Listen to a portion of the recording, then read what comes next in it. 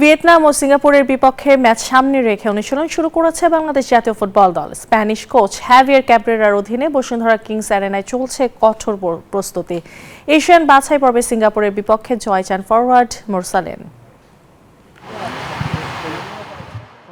Asian cup বাছাইয়ের শেষ match সামনে রেখে প্রস্তুতিতে ব্যস্ত বাংলাদেশ জাতীয় ফুটবল দল।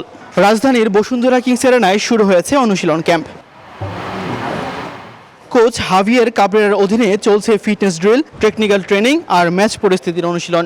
28 সদস্যের প্রাথমিক স্কোয়াড নিয়ে শুরু হওয়া এই ক্যাম্পে তরুণদের পাশাপাশি আছেন অভিজ্ঞরাও। ড্র নয়, সিঙ্গাপুরের বিপক্ষে জিততেই মাঠে নামবে বলে জানালেন মুরসালিন রহমত মিয়ারা।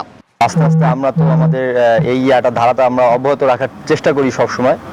তো এখন চেষ্টা থাকবে, যেহেতু ড্র হয়েছে, এখন আরেকটু ভালো করার, যেভাবে হোক আমাদের ম্যাচ দুটো উইন করে বের হওয়ার। আমার মনে হয় যে সিঙ্গাপুরের থেকে ভিয়েতনাম আরও স্ট্রং। সো দুইটা স্ট্রং টিমের এগেনস্টে খেলাটা আমাদের জন্য ভালো হবে, এবং যেহেতু লাস্ট ম্যাচ এশিয়ান কাপের, সো আমরা সবার ভিতরে একটা ডিটারমাইন্ড আছে যে উইন দিয়ে শেষ করতে চাই ইনশাআল্লাহ। যুক্তরাষ্ট্রের 1 নম্বর জিম চেইন গোল্ড জিম এখন আবারও বাংলাদেশে। বসুন্ধরা আবাসিক এলাকা ও বসুন্ধরা সিটি শপিং মলে। তবে প্রথম ধাপের এই ক্যাম্পেইনে ইংল্যান্ড প্রবাসী মিডফিল্ডার হামজা চৌধুরী।